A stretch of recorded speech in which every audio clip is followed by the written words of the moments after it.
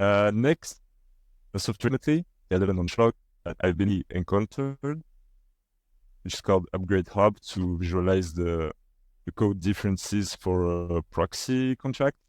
And lately, I'm a ZK Tech enjoyer trying to learn about it. Okay, so let's talk about the minds. You want to get into the into an adversarial mindset, and so maybe taking on a new code base is like a bit like taking on a fortification. Like you have to assess what has been placed as a defense from potential attackers. So it could be the audits which were performed, the tests which have been put in place, and also get an idea of the general code quality, and if there have been recent updates. It's interesting to check that as well. And for another reason, because if there has been any recent updates, that means the protocol is still active, and you don't want to get hunting on a protocol which has been stale for too long, because maybe they're not just that interested in security anymore. Except if they have a big TVL, of course, but sometimes protocols just get stale. Yeah, and also seeing the audits which were performed on the protocol, it helps to get some simply get some ideas on what kind of vulnerabilities may have been there in the first place, and yeah, get some ideas. Then when you're getting into like getting to know the code base, I find it helpful to have some small wins first to get the momentum started. Like it could be find some typos in the code, or some areas of complexity on which to get started, or simply wrong comments. Basically, it's what happened in one of the latest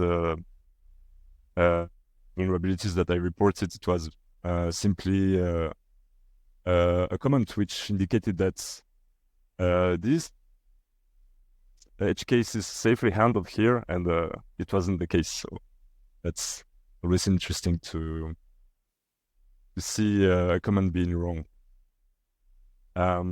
Yeah, about finding the typos thing. It's also like it makes me seem not like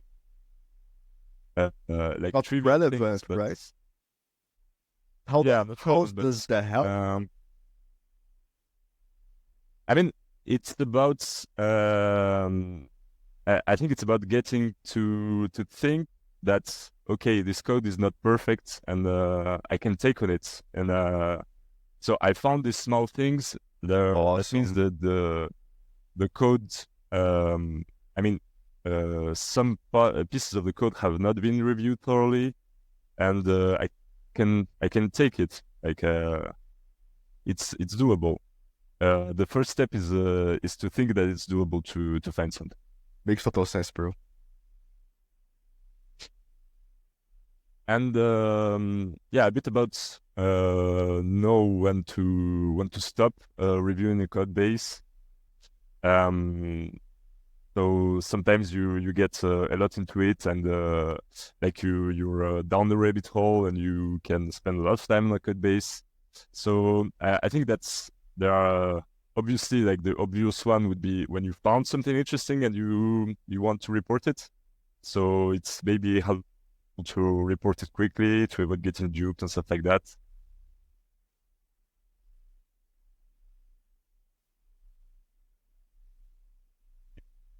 It also helps to see how the protocol reacts, because maybe if the protocol doesn't react like that,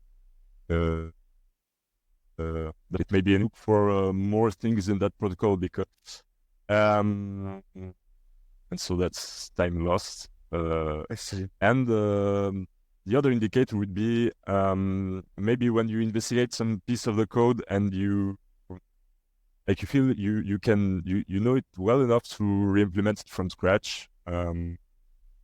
That can be also, and you didn't found anything vulnerable. I think it can be also time to move on. Obviously, for the bigger code bases like layer 2s and stuff like that, it can be scoped to a component. Like maybe you got interested into a component, you know how it works very well, and you can re-implement it. So then maybe move on to something else. Okay. So now about concrete methodology to find bugs.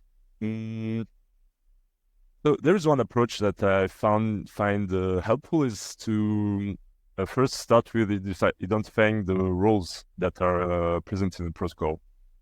So what are the actors which interact with each other? Like obviously there are some privileged roles like the admins and stuff like that, but in some types of protocol there are many roles that are permissionless, and so you can ask yourself the question, which roles can I impersonate to impact with what other, and can they collude potentially to make damage to another role in the protocol?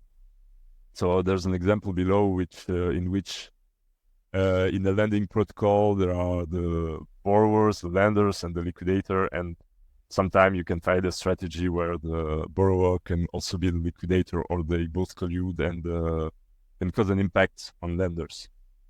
Like it's coming back to the first principles of what an attack is. An attack in a permissionless system like a protocol is to when one role can cause harm to another role.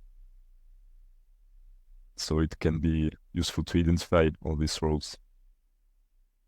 Another approach which is interesting to get better understanding of the code is a recent article which got out in the Red Guild, which is called "Question It Until It Crashes," which is a very interesting resource. I invite you to check it out.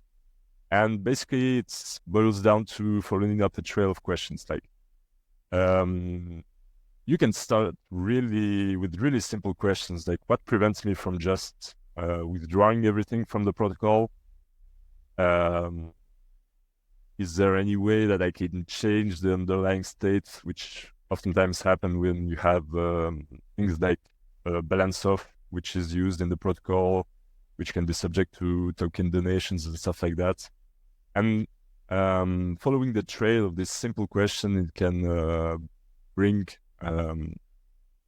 even more when you go down that path. And so when you gather these more detailed questions, you just have to repeat until you get to the interesting stuff. And hopefully you get deep enough to find interesting edge cases.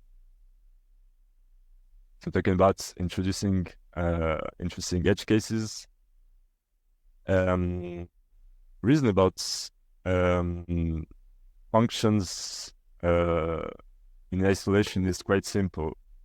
And oftentimes it's what devs do when they design their tests. They test that a function or a contract is behaving correctly, but the real complexity often resides in the fact of combining actions, combining roles.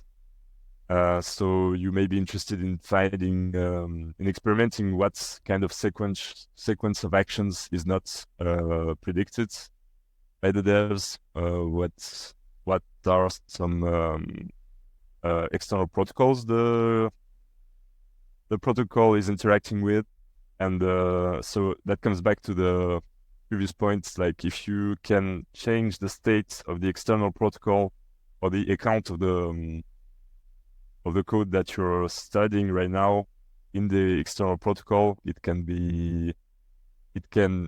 break sometime the state of the code that you're studying, and of course the collusion of multiple actors. The first point of infrequent actions is also something that is interesting to study.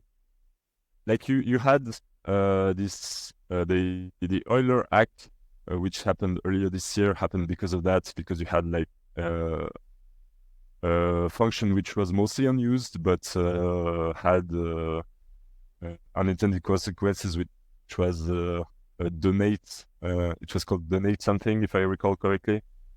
So these functions, which are almost never used, can be an interesting entry point into getting some vulnerabilities.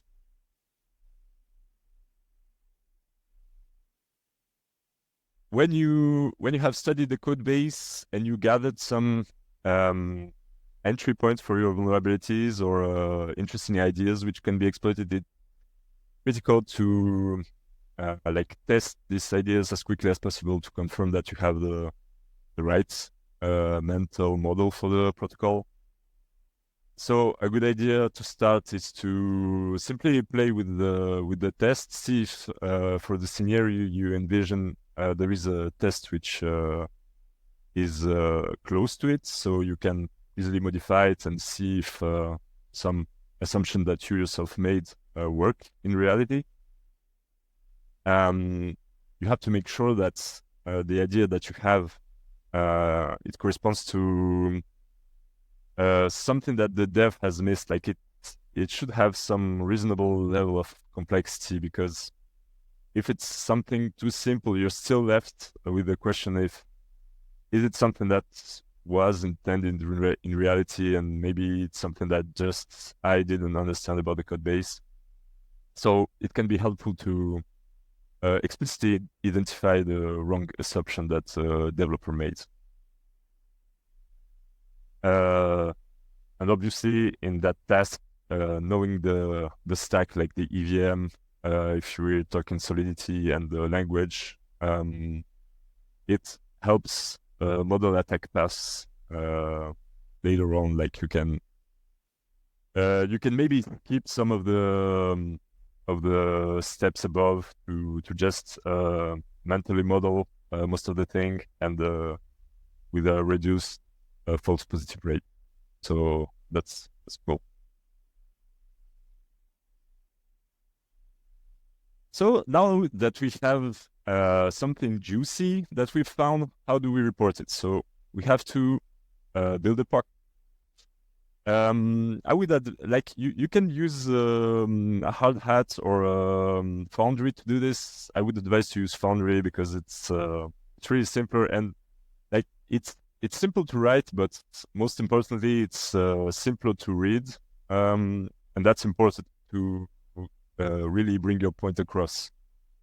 It's important to have something that the protocol team will like understand easily, because that will help you to bring your project across, basically.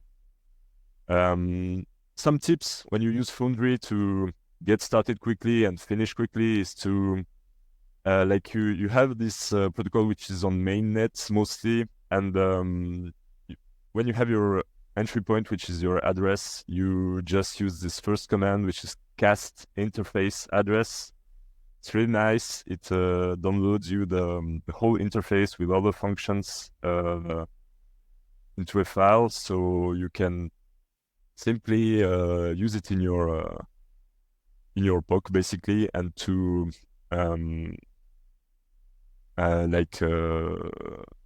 identify your address in your code with this interface, and then you can just call all the function. It's really easy.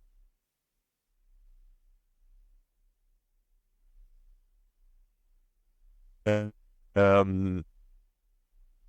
tip when you have to carry out an attack which you would use typically a flash loan to do, when you need some funds for the to use VM deal to remove all the complex, like when you set up the flash loan, you use a lot more logic in your POC, and it becomes more cluttered, and it's always the same logic, the flash loan thing, and so it's not an interesting part of the attack. It's helpful to just remove it. It's all part of aiming for clarity, which is the most important stuff. It must be easy to understand. as part of this, I like to put all the things related to the setup, like cheat codes and stuff like that, during the function that is called setup, and explain every cheat code that you use, because obviously it's like cheating, so you have to explain why it's normal to do that. Like you want to get the protocol into a particular state, but the state can happen. It's just not happening right now, but it can happen. And the main test that you're using to carry out the exploits must really read nicely with simply the sequence of steps at a high level, which highlights what the scenario for the attack is. And so it should absolutely be uncluttered and very clean. So maybe you are a genius, and when you write the POC, it works out perfectly the first time. I know I'm not. So oftentimes things don't go out as expected, and you have to debug the POC. So here are some tips. Like obviously you have the console log thing, also the very verbose forge test thing to get exactly the location on the stack where your test stopped at, and see what kind of revets you have to fix that. But one thing that I found more tricky, and maybe somebody in the call has a better solution for that, which I would be interested to get, is to also compute the custom error selectors, which are defined in the code base, because sometimes in Foundry you just see reverted with code something, and it's not very helpful. So it would be helpful to have just like a kind of lookup for these custom error selectors.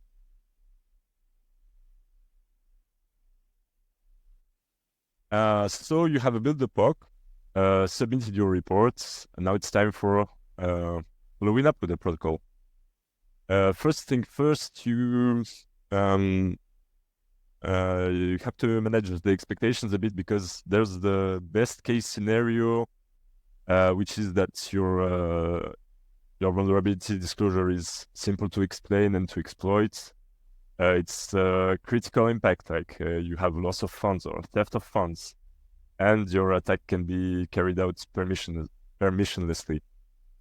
It means everybody can carry it out. So oftentimes these scenarios are clear cut, and the protocols are glad to pay, because they really dodge the bullet. Everybody's happy, but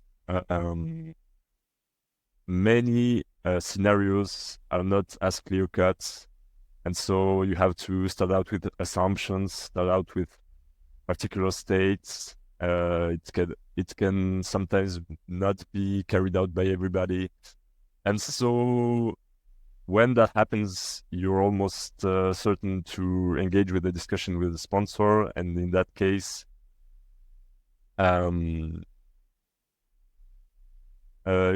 just remember that misunderstandings can happen. Maybe the protocol is not, like most of the time, the protocol is not acting in bad faith, so just it helps to keep it professional. If you're really confident in your points, keep adding new factual elements, and in the end, request unify mediation. It has, especially lately, there were a lot of cases which were resolved with the help of unify mediation, and sometimes just something that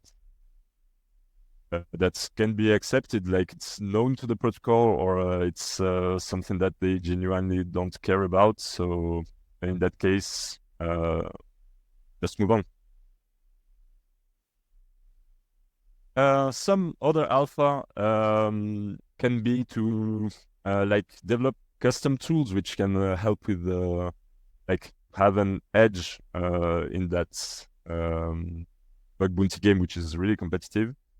So for me, I know that I had the idea to the idea of Upgrade Hub came to me when I started. So it has helped me in finding some bugs on chain nowadays that don't use it to find bounties, but at first it helped me find a critical on chain. I know that the user InfoSec US team has also lots of custom tooling and a really nice code navigation tool, which helps to navigate most of the code bases on Unify very seamlessly. So that can be a really a nice edge to have. They also have a really nice repo which tracks all of the Unify codes and the bug bounty program updates. So this one's public, so you can just check it out. Maybe I'll post the link in the Discord. And yeah, that wraps it up. I would like to thank Mackenzie and Oli Specific from the Unify team. They have been really helpful with like just discussing the issues and taking side for the white hats when needed, for me, especially when needed. So really thankful to them. And yeah. Awesome stuff, brother. Awesome talk. Thank you so much. I'm going to invite everybody to open their mics and make questions if they want, and also to write them in the chat. And I have a question for you when it comes to branching out. So coming back to the part of the talk that you were talking about, question it until it breaks. I feel that this is really, really strong. That's something else to say in there, which is also really strong. Is maybe I'll come back to that slide. Go. If you find that interesting, we can discuss that. Yeah. Yeah. So when it comes to this, so let's talk about a function with an address, right? A simple function takes an address. Doesn't matter what it does. Like how many paths an address can take. So an address can be 0, can be a precompile, can be an AOA or a smart contract, can be a proxy. I don't know. I mean, this thing can get so complicated, you know, and it feels to me like, how do I build the list in my head? Because this is a list, you know. Branching is about having a list. How do I build the list? I gotcha. So yeah, please go on. That's an interesting one because, in the case that you have a function which can take an address, and I think you meant it's a user input, right? Yes. Yeah. So, like the first thing that you want to ask is the contract making an external call to that address? So that's the most nice scenario that you can have as a when you explore base. Like if you have an external call which is made to an address that you provided, it opens up really like it can be really foot gun stuff. So definitely check that out. Otherwise, if it's not used, if it's not called to, I mean,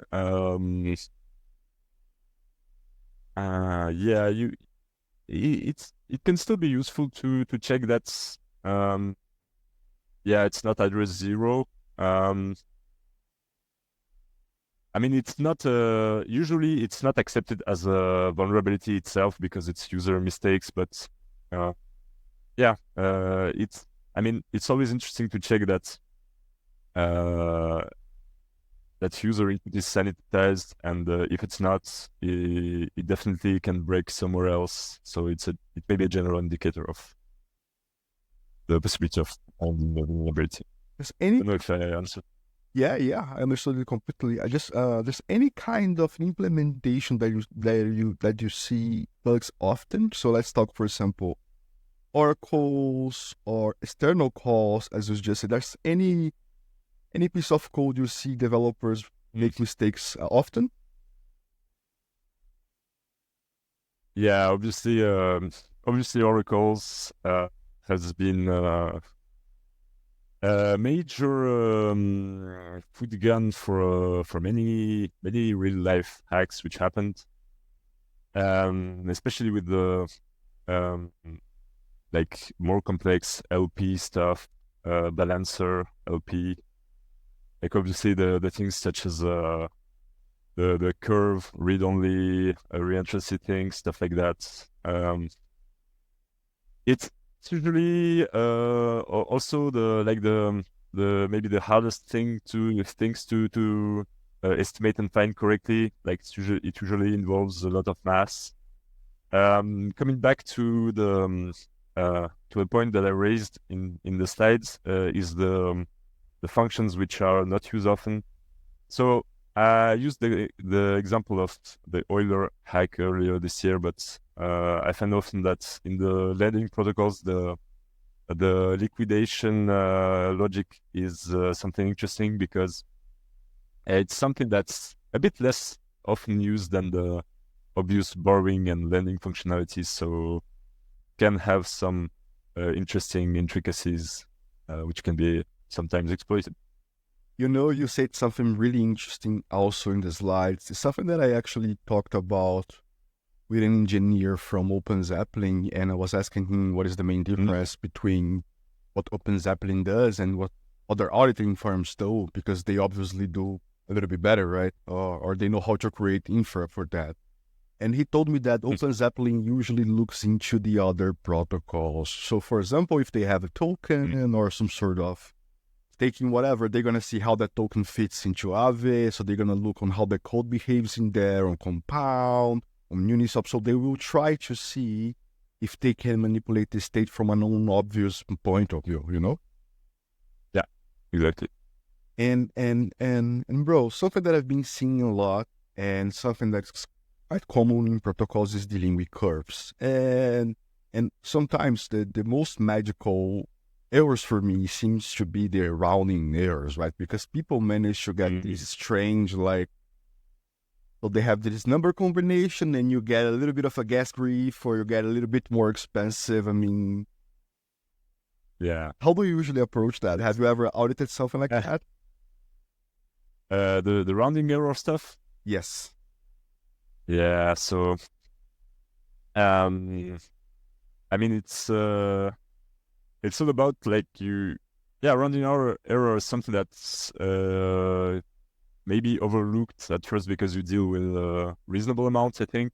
And this is the kind of stuff that breaks when you pass in like huge amounts, or when you come back to small amounts in terms of denominators.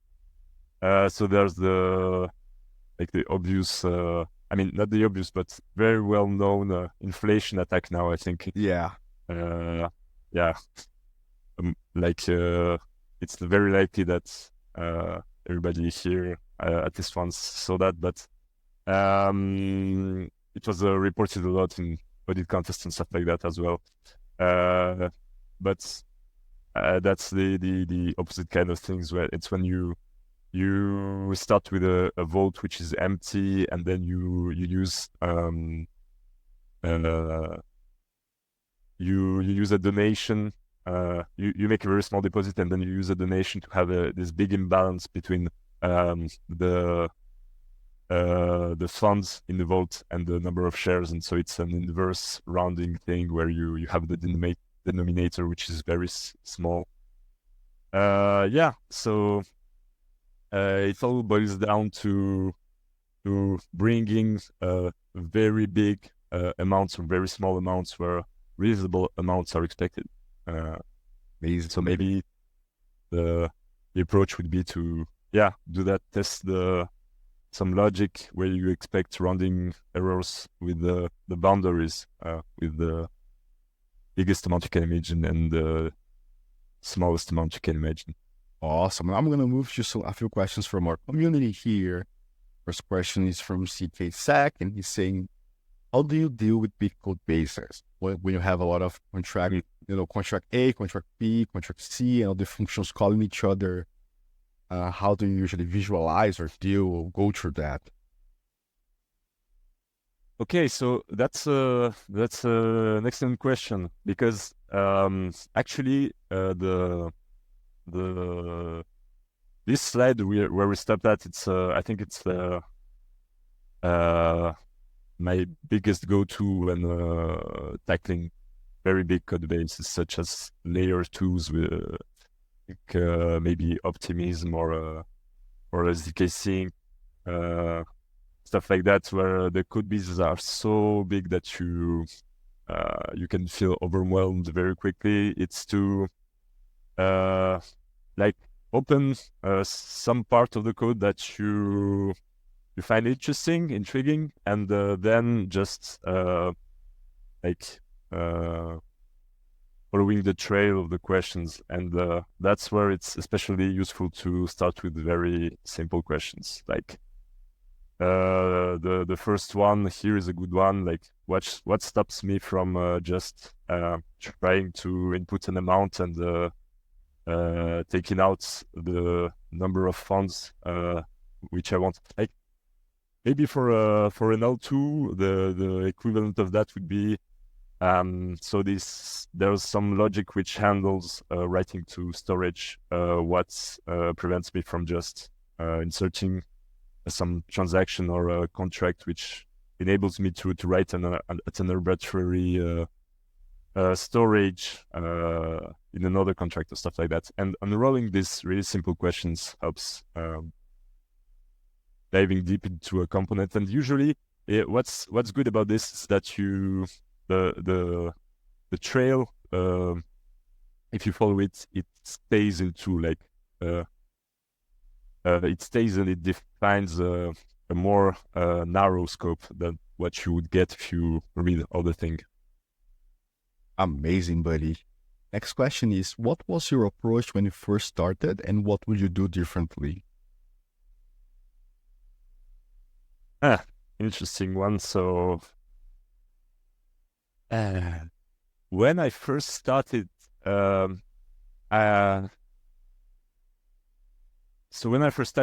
didn't have like any Solidity experience at all. I had EVM understanding because I have dived into the codes of Geth and stuff like that, the clients first. But that's where the part about building momentum helped me a lot, where basically I only knew about Web 2 development processes, and I knew that when you do code reviews, usually stuff like typos get picked up, and if you have a proper process, they usually don't end up in the production code. So that's what helped me at first to know that it's possible to find something. And I don't know if I would do that much differently when I started. Like I would definitely tell myself to learn a lot about DeFi, the major protocols, how they work. But even that is not a total prerequisite to start. Awesome. I don't know if I answered your questions or if you want to know more about that. But Yeah, no, we get it. And the next question is from Anonymous. What kind of bugs, like reentrancy, precision loss, broken access control, you found the most in your Unify reports? Okay. So that would definitely not be reentrancy. I think I didn't have. I haven't found any actually. Rounding things definitely. Most would be just, I think, broken logic. And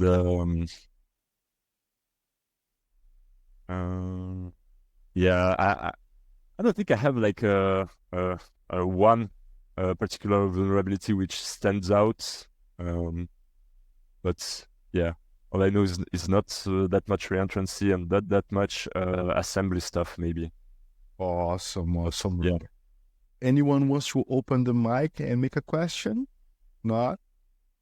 We gonna... Definitely the one of the biggest one was access control. Like the one which I found with Upgrade Hub, it was definitely a very simple thing, but which I was able to catch quickly because of the monitoring thing. Yeah. Awesome, awesome, brother. Bro, I think this is it. I want to thank you so much. It was an amazing presentation. I mean, definitely learned a lot. People definitely love this. And I want to ask if you have any closing thoughts, anything you want to say to people that will hear this in the future. Yeah, so I think there is a lot of interest lately in the bug bounty in Unify. I see a lot of people on Twitter getting into that, and that's really great to see. Like it really is great to see that more people are taking interest, or maybe are just more confident in tackling that because it's really needed. And yeah. And I just want to say thank you for having me, and thank you everybody for listening. Awesome. And, Thank you so much for coming, man. great. Okay, guys. So thank you. Thanks everybody for being here and see you guys soon. Bye.